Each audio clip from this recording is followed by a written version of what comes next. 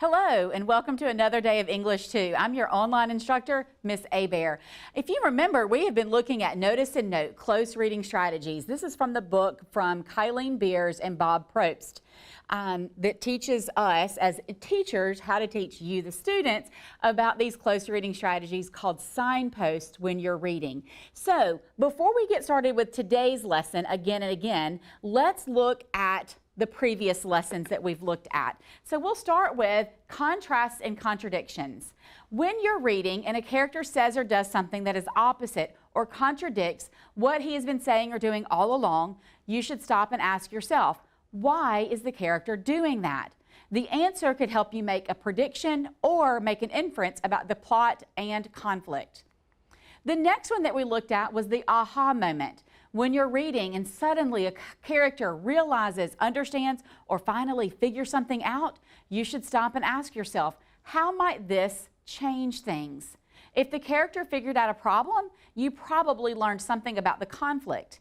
If the character understood a life lesson, you probably just learned the theme.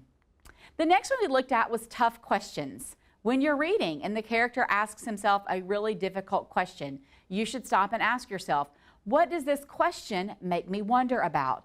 The answers will tell you at the conflict and may give you ideas about what will happen later in the story. Next, we looked at words from the wiser. When you're reading and a character who's probably older and a lot wiser takes the main character aside and gives serious advice, you should stop and ask yourself, what's the life lesson and how might it affect the character? Whatever the lesson is, you've probably found a theme for your story. Today, we're going to look at again and again. It is another signpost strategy. This strategy looks at items, whether it's a word, a phrase, an object, or a situation that's mentioned over and over again. You're going to ask yourself, why does this keep showing up again and again? The answers will tell you about the theme and conflict, or they might foreshadow what will happen later in the story. Today, we're going to be looking at Hatchet by Gary Paulson. You may have read this already with a different, in 7th or 8th grade. It is one of those stories that is just timeless. But we're going to use it, and as I'm reading, I'm going to be looking for things that are mentioned again and again. As I do, I'm going to stop and I'm going to come back to you and we're going to discuss why this keeps happening again and again.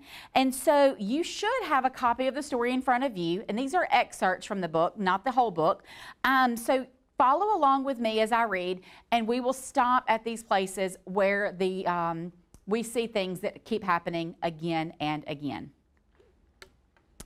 Brian Robeson stared out the window of a small plane at the endless green northern wilderness below. It was a small plane, a Cessna 406, a bush plane, and the engine was so loud, so roaring and consuming and loud that it ruined any chance for conversation. Not that he had much to say. He was 13 and the only passenger on the plane with a pilot named, what was it? Jim or Jake or something, who was in his mid-40s and who had been silent as he worked to prepare for the takeoff. In fact, since Brian had come to the small airport in Hampton, New York to meet the plane, driven by his mother, the pilot had spoken only 5 words to him. Get in the co-pilot's seat, which Brian had done. They had taken off, and that was the last of the conversation. There had been the initial excitement, of course.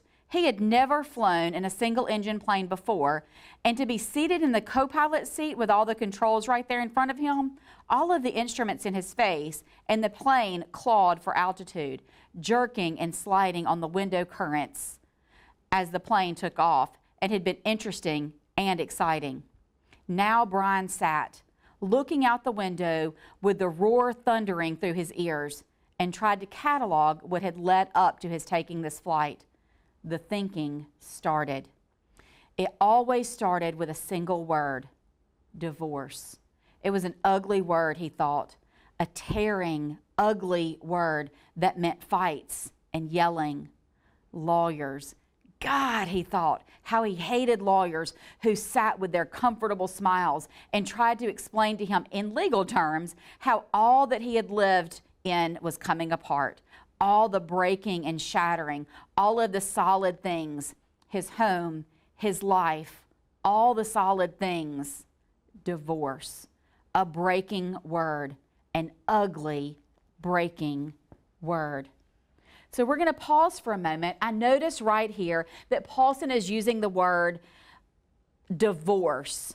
He's used it twice, and he emphasizes it too by letting it stand alone as a one-word sentence. That's pretty unique in technique for writers.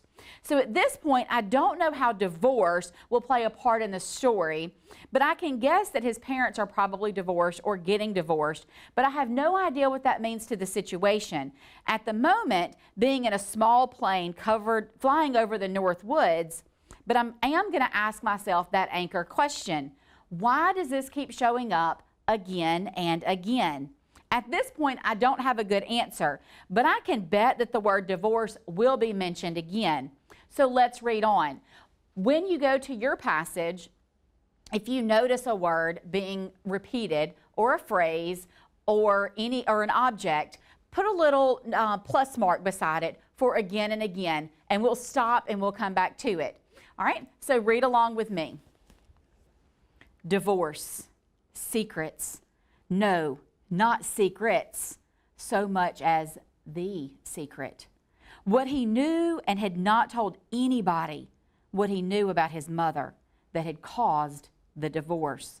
What he knew, the secret, divorce, the secret.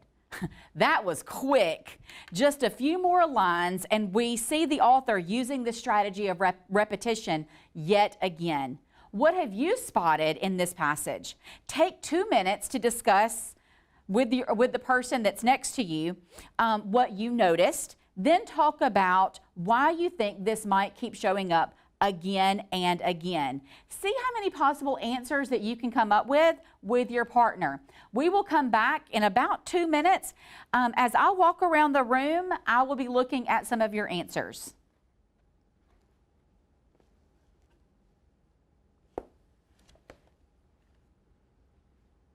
Okay, you all spotted divorce was repeated several more times, and most of us noted the repeated mention of the secret. So we are beginning to see that Brian knows something that has to do with the divorce. Some of the things that I heard around the room were his folks are divorced and he knows why. His mother kept a secret that he knows. I wonder if his mother knows that Brian knows.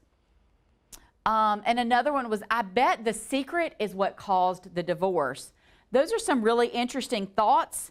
I think Paulson is trying to just drive home the fact again and again about this divorce and this secret, but we're not exactly sure. We're going to read some more. And as we read, again, when you see or hear a situation or a word that pops up again and again, put in your margins a little plus note. When we come back to when we stop again, you're going to write in your margins as you have done in the days past. So be thinking about that anchor question. Why does this keep showing up again and again? Because you're going to have to answer that question in your margins when we pause for this section. So again, as I read, follow along, put a little plus mark anytime that you see something mentioned again and again. Brian felt his eyes beginning to burn and knew there would be tears.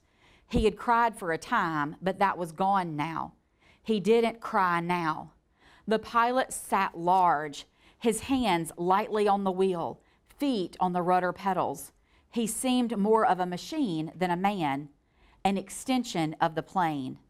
When he saw Brian look at him, the pilot seemed to open up a bit, and he smiled. Ever fly in the co-pilot seat before? He leaned over and lifted the headset right off his ear and put it on his temple, yelling to overcome the sound of the engine. Brian shook his head. It's not as complicated as it looks. Good plane like this almost flies itself. The pilot shrugged. Makes my job easy. He took Brian's left arm. Here, put your hands on the controls, your feet on the rudder pedals. I'll show you what I mean. Brian shook his head. I'd better not. Sure, try it. Brian reached out and took the wheel in a grip so tight his knuckles were white. He pushed his feet down on the pedals. The plane slewed suddenly to the right. Not so hard! Take her light! Take her light! Brian eased off, relaxed his grip. The burning in his eyes was forgotten momentarily as the vibration of the plane came through the wheel and the pedals. It seemed almost alive. See? The pilot let go of the wheel, raised his hands in the air and took his feet off the pedals to show Brian he was actually flying the plane. Simple! Now turn the wheel a little to the right and push on the right rudder pedal in a small amount. Brian turned the wheel slightly and the plane immediately banked to the right. And when he pressed the right rudder pedal on the nose, slid across the horizon to the right. He let off the pressure and straightened the wheel, and the plane righted itself. Now you can turn. Bring her back to the left a little. Brian turned the wheel left, pushed on the left pedal, and the plane came back around. It's easy, he smiled. At least this part. The pilot nodded. All of flying is easy. Just takes learning, like everything else, like everything else. He took the controls back, then reached up and rubbed his left shoulder.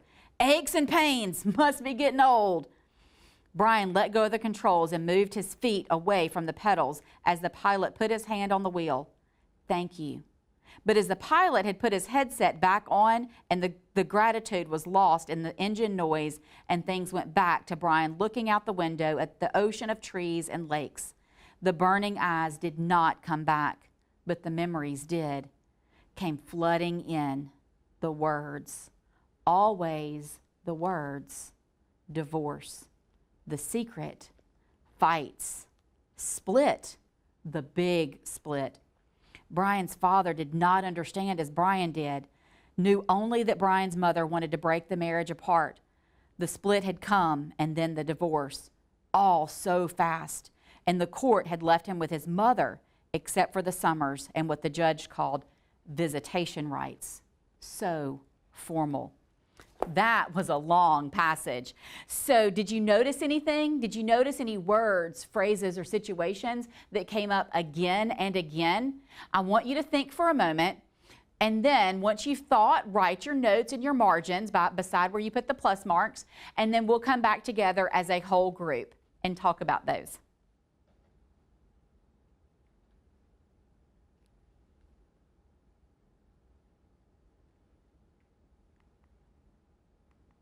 That was some great thinking. Again, I see some of the things that came up in, as I saw you writing in your margins. The word divorce keeps coming back up. It looks like he's having trouble dealing with it. I wonder if Brian feels responsible for the divorce since he knew the secret. Those are some great, great thoughts. And you noticed this other word that came back up, secret, and you probably really thought it was important because it was capitalized. Brian does know the secret.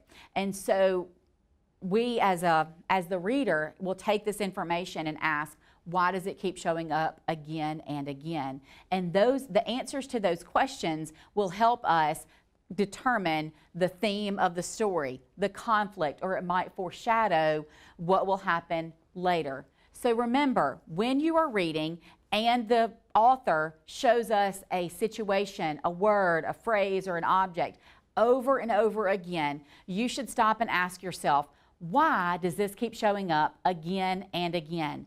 The answers will tell you about the theme and the conflict, or they might foreshadow what will happen later in the story.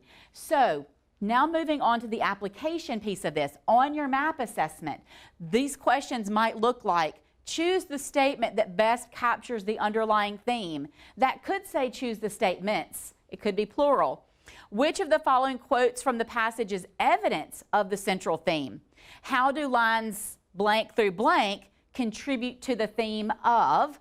Or which statement best predicts? So these are the questions that you should stop and ask yourself so that you will be prepared for that English 2 state assessment that will come in May.